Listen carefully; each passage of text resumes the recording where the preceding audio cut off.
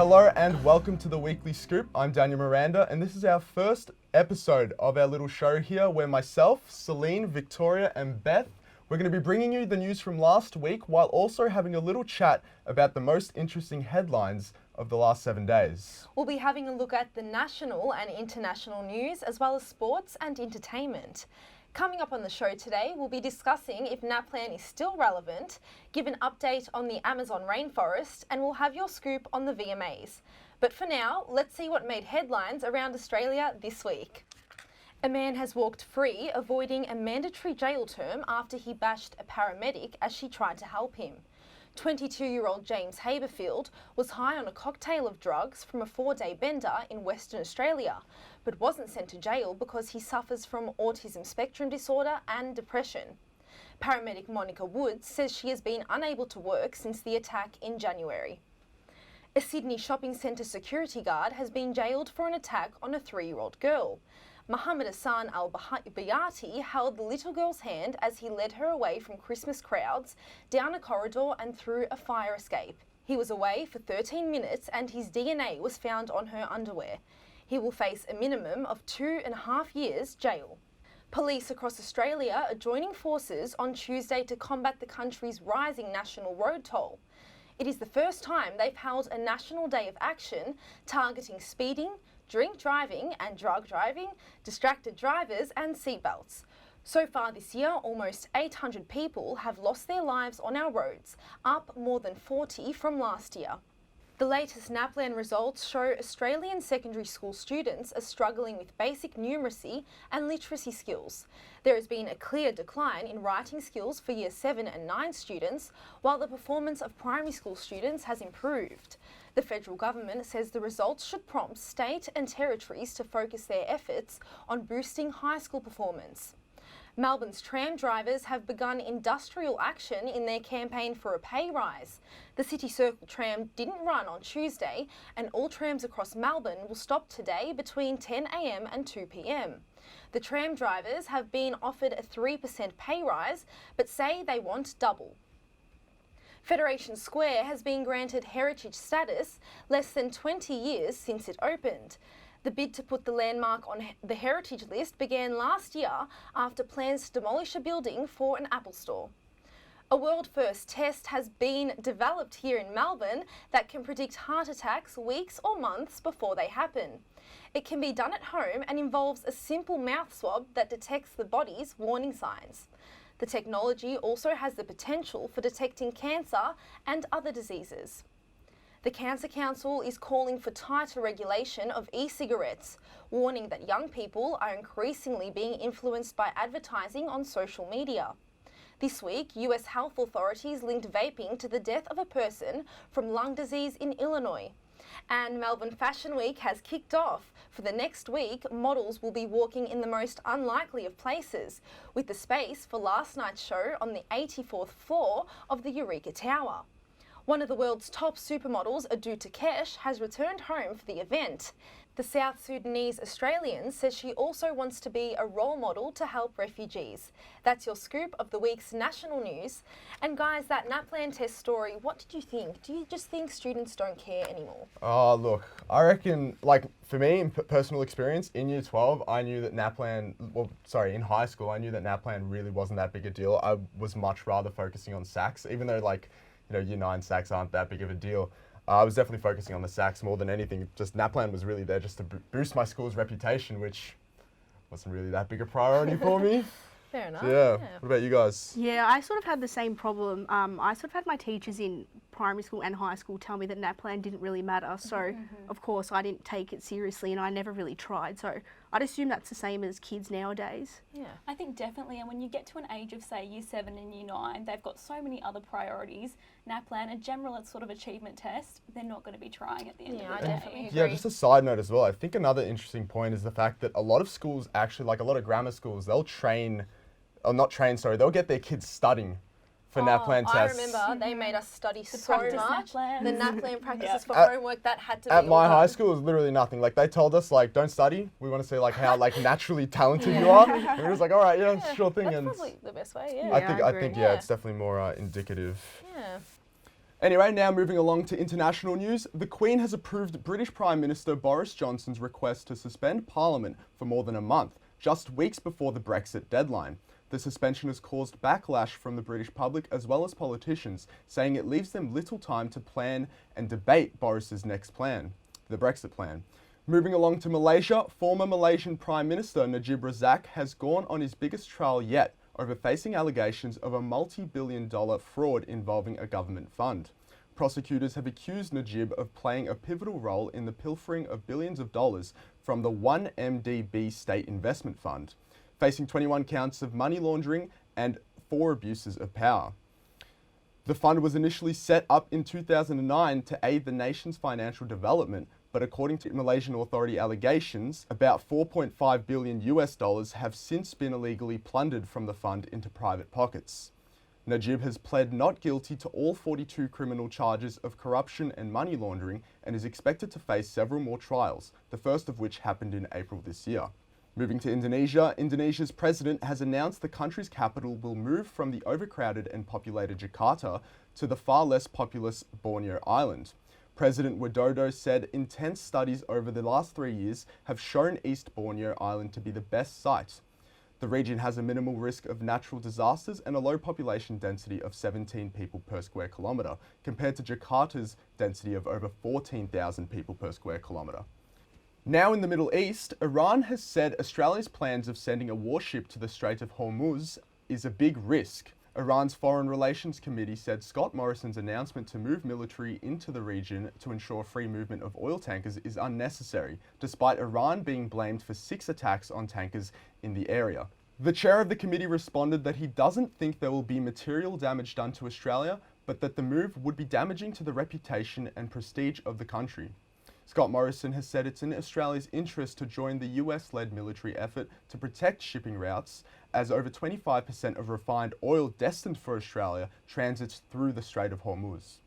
More on warplanes, but this time over in the Amazon, with Brazilian warplanes dumping thousands of litres of water on the weekend to battle the raging rainforest fires. Brazil's President Jair Bolsonaro gave in to global pressure, making around 44,000 troops available for unprecedented operations to put out the fires. French President Emmanuel Macron announced an immediate 30 million Australian dollars in funds from G7 leaders to help South American countries.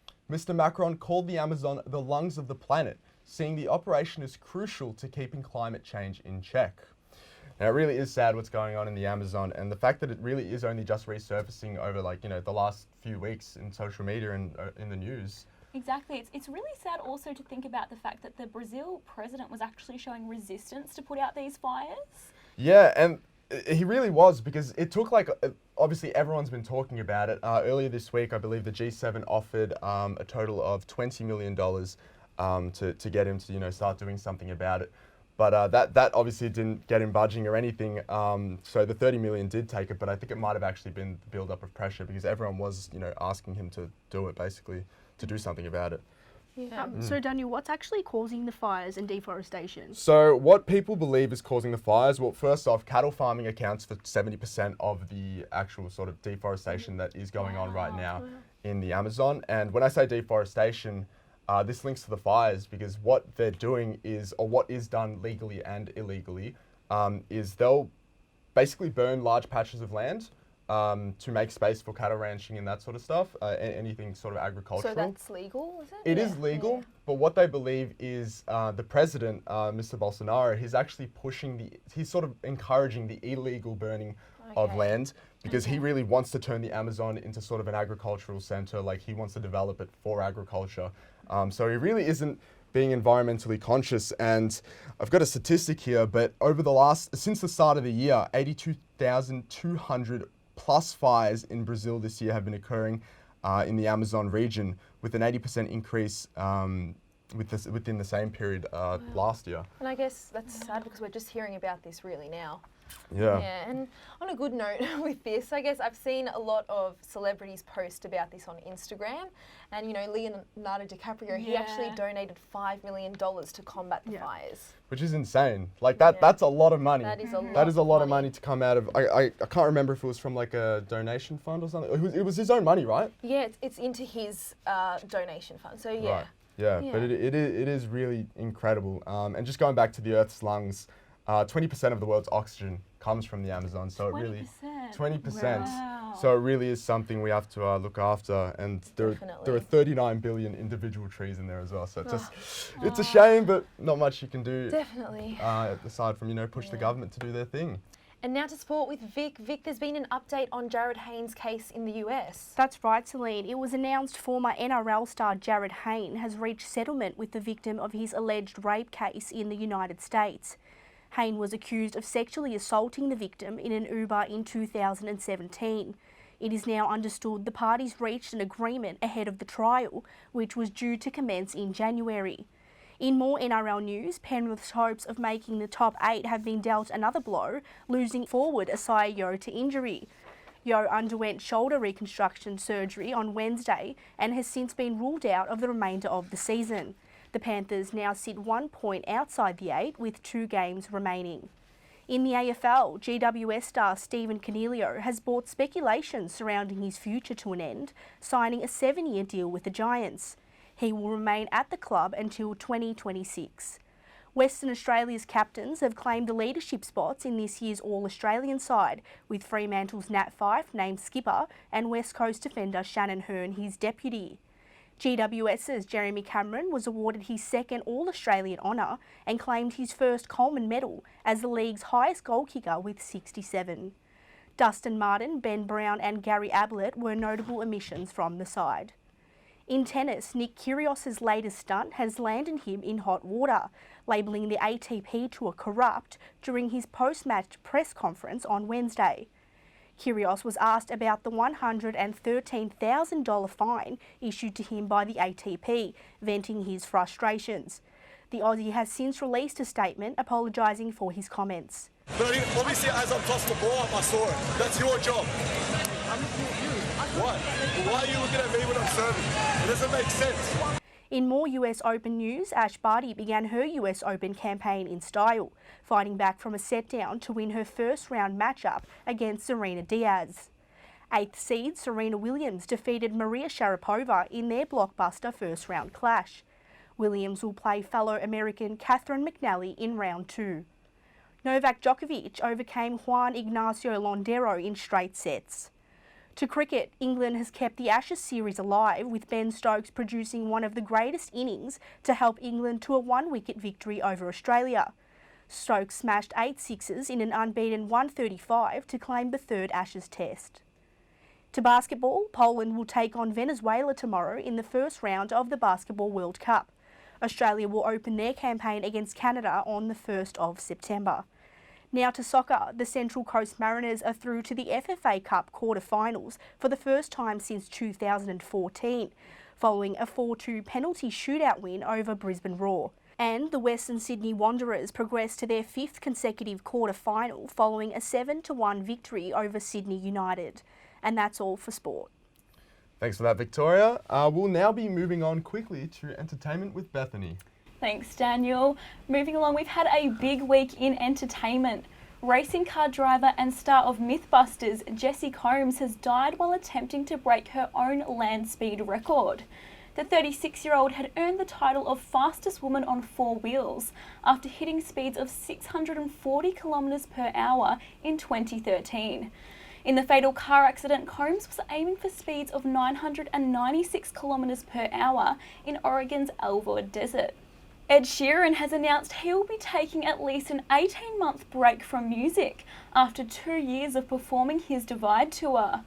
The news comes just 2 weeks before Sheeran is set to face court and deal with allegations that his 2014 track, Thinking Out Loud, was a rip-off of Marvin Gaye's 1973 hit, Let's Get It On. Miley Cyrus has hit back at claims that her split with husband Liam Hemsworth is due to her infidelity. Taking to Twitter, Cyrus posted saying that she had nothing to hide and was simply in a different place from when she was younger. The couple were married in December 2018 and filed for divorce in late August this year. 5 years after the show's final in 2014, and the remainders of the Big Brother house in the Gold Coast have been cleared away entirely. The once mansion had been damaged by successive fires in the years since its last season, after a video exploring the deserted building went viral on YouTube. And the night of nights, the 2019 MTV Video Music Awards was not without its drama. Taylor Swift took home Video of the Year for her song You Need to Calm Down. In accepting the award, Swift thanked fans for voting for her video, which called out homophobia and championed LGBTQ+ rights. Billie Eilish's single Bad Guy won her Best New Artist, while Missy Elliott won the Video Vanguard Award for her lifetime achievements in music. Shawn Mendes and Camila Cabello won Best Collaboration and Best Cinematography for their song Señorita. Their performance at the VMAs, which involved a near kiss, has fans wondering if they will ever get a confirmation on a relationship status. Miley Cyrus performed her rumoured breakup song Slide Away, and Caitlin Carter accompanied her to the VMAs after party. And the winner of Best Song was Lil Nas X Old Town Road remix, beating the likes of Taylor Swift, Ariana Grande, Lady Gaga, Drake and the Jonas Brothers. We went around to ask people just how they feel with this decision and who else deserved to win. What's been the song of the year last year? Oh, Sicko Mode was last year. Okay, yeah. In my opinion, that's up there. That was Dude, Old Town Road in Detroit is, if a person hears it there, they absolutely just turn it off. They break the record, get your stereo taken off. It's overplayed. It's pretty much illegal. Yeah, it's illegal. In You Michigan. can literally get deported for that probably. Yeah. This year. Bro, even that's hard. No, I don't like Old Town Road. You got to give it to Lil Nas X. I mean, Old Town Road, like, that is the biggest song ever in the history, like, longest time on the charts. So. Oh yeah, I agree that it should have got it because it's a bop. Okay, I love it. Wow. Honestly, yeah, I'll give it to Lil Nas X. I reckon he's got the song of the year. No doubt. Yeah, Old Town Road, great song. I reckon it's good, yeah. I love Old Town Road because I saw a video on the internet and it was like autistic kids like couldn't speak, but when Old Town Road came on, they could like sing the entire thing. And I was like, yeah, all right, like kids love it, and then like So yeah, the video clip was amazing, but I don't think it's the best song for this year. Or Earthquake by Tyler, the Creator. Yeah, I was literally about to say, that's a better song, yeah. Oh, I don't think I've heard of it. What about Billy I Ray don't Cyrus? Yeah, you I haven't heard of it. I don't know. Everyone knew it, so can't really say no. I choose Money in the Grave by Drake. Yeah, any Drake song? I'll go with Tyler. I'll go with Tyler. I'll go Yeah. Lil Nas X. Now guys, hypothetically, if we were to say that Old Town Road didn't win Best Song, who are we going to pick for Best Song? Look, this is probably an unpopular opinion, but I think No Guidance by Chris Brown featuring Drake is probably should have been up there. No guidance. Okay. All right. Okay. I'm gonna have to go with Lil Uzi Vert's Sanguine Paradise. No bias there at all, not because it's just Uzi and it's one of his only songs he's released this year. But if it's anything to show what his new album is going to look like, I think it's going to be very, very good as soon as he drops it at some point this year. Nice. This I love life. that song. That's a good song. I'd probably go with J. Cole's Middle Child. I know he doesn't really like awards shows and everything like that, but That's alright. if I had to choose, I'd go with that. And Beth, what about you? Well, actually, I think I'd go with Ed Sheeran's Beautiful People. That song makes me feel things. I love was that part of his that new album? What was it? Yeah, collaborations. The Yeah. collaborations Yeah. one, yeah. That the love song he did with Travis Scott was really good as well. Yeah. I know Celine didn't really like it. Oh yeah, I love Travis's part. Of That's course. good. Yeah, well, Lil Nas did end up taking it out. And I think he got the best song, but I also think he should have got the best dressed for the men. Check this out. I think he looks amazing. It looks like he's Prince. Wait, where is he? Oh, right. There we go. It looks like he's been inspired by Prince here. What do you guys think? Do you rate it or hate it? That does look very I Prince. think if anybody could pull it off, Yeah. it's Lil Nas. I totally agree. Definitely, yeah. No, I think he pulled it off. He's always into sort of the cowboy boots and all that sort of attire on his Instagram page. What his shoes are. He's always wearing very outlandish sort of outfits. So I think he definitely does pull it Yeah, off. head to because toe, I think he completes yeah. that look. Yeah, for sure. Definitely. Awesome. Who else have we got? Next up, we have Camila Cabello in Balmain, just giving us kind of bridal vibes here. What do we think? Wonder if she's walking down the aisle to Shawn Mendes. No, I like that. I'm not sure if I love it though. You see, rate and hate doesn't give you much scope. Yeah. We need like a middle one. I can't even say. Wait, let me have a look. She's in this. Oh, look. It kind of looks like a bed sheet. Like It does look like a bed. It looks like she's just gotten out of bed and she couldn't get the sheet off her. I like And she's just said like, who cares? I'm coming out like this. But yeah, I can see what she's going for, but I don't know if the designs, It's a bit short. Yeah. I think it would look really bad on someone else other than her. Yeah. Who's next? Oh, banana. Next, we have actress Kiki Palmer in Yusuf Al-Jazami in a beautiful yellow Banana dress. skin. Banana skin. I Banana peel. Okay. I can tell you have.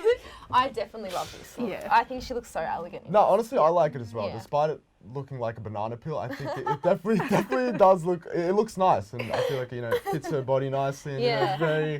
a very well designed. I got no idea what I'm talking No, about. no, It's a well. I think it's perfectly fitted for her. Yeah, I think it is I as agree. well. I What do you think girls I would think? just What prefer is if it she was a holding? different colour, but I love the style of that. Is she holding like money in it? It looks like she's holding a golden brick I think actually. it might But be. it's obviously not.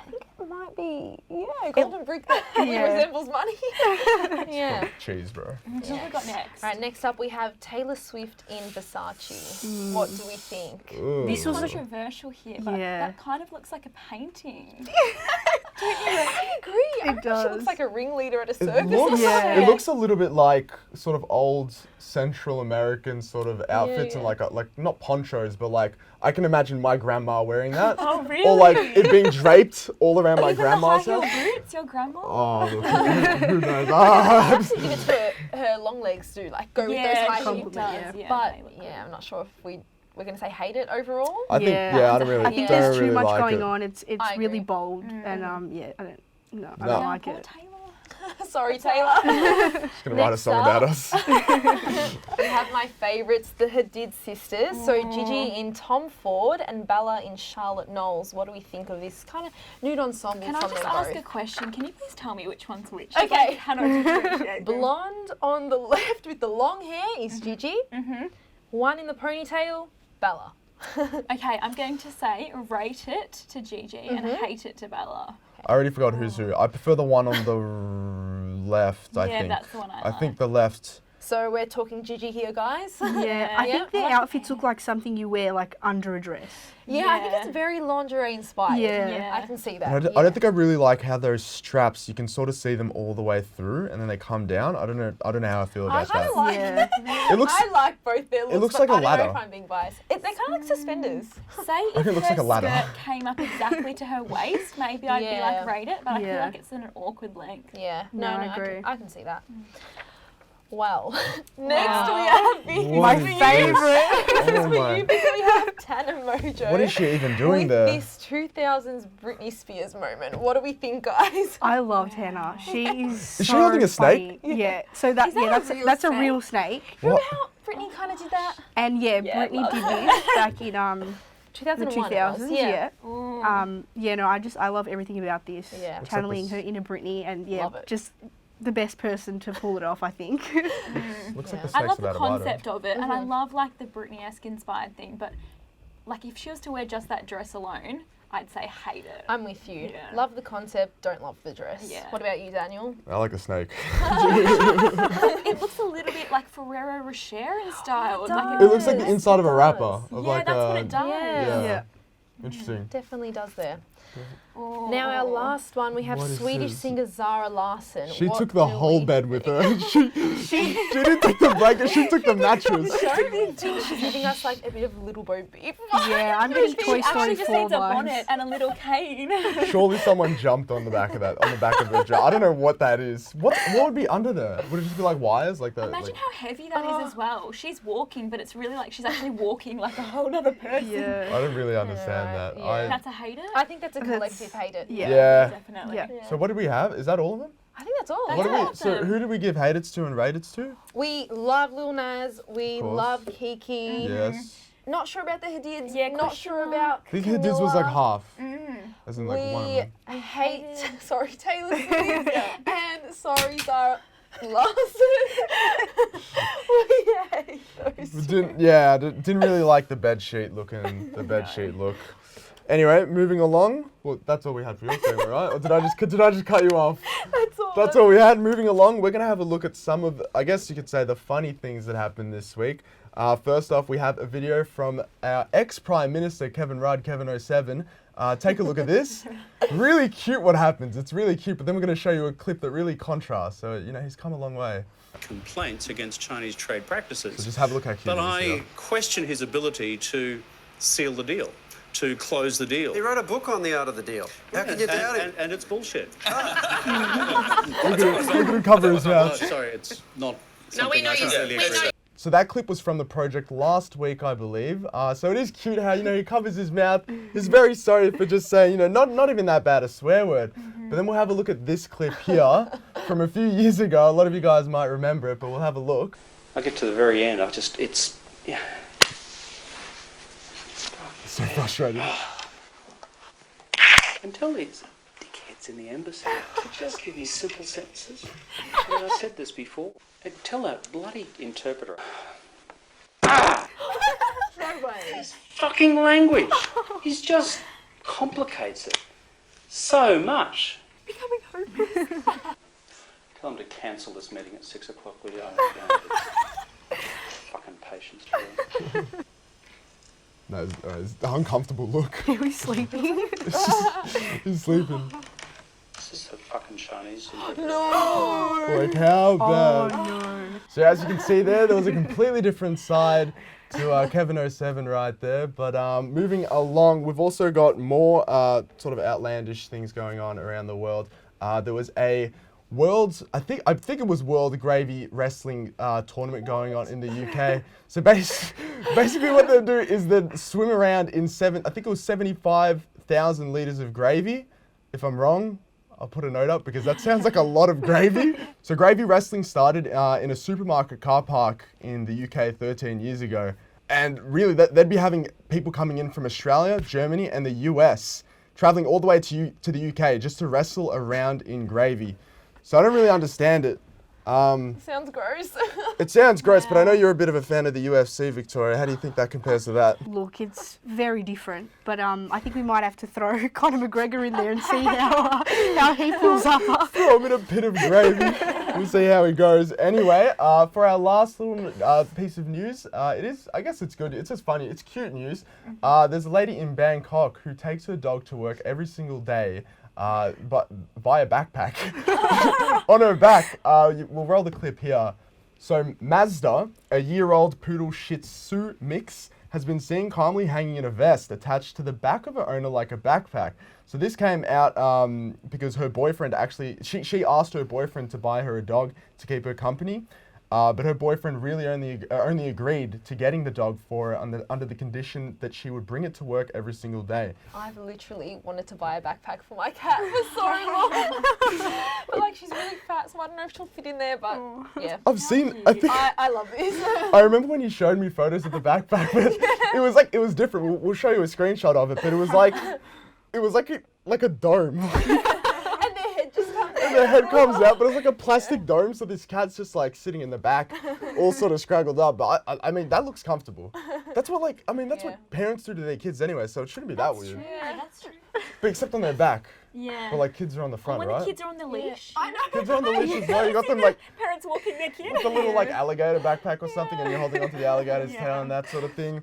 Anyway, that's all we have for you on today's show. It's been your weekly scoop of news, and we'll be back again in 2 weeks as a few of us, Celine and Victoria, have internships next week, so they'll be abandoning us. So be sure to follow us on social media for updates, and we'll be back again next week, 2 weeks, on Friday. Enjoy your weekend, and weather-wise, you can expect to see blue skies and a maximum top of 18 tomorrow, 19 on Sunday with a chance of showers. From all of us here, good night.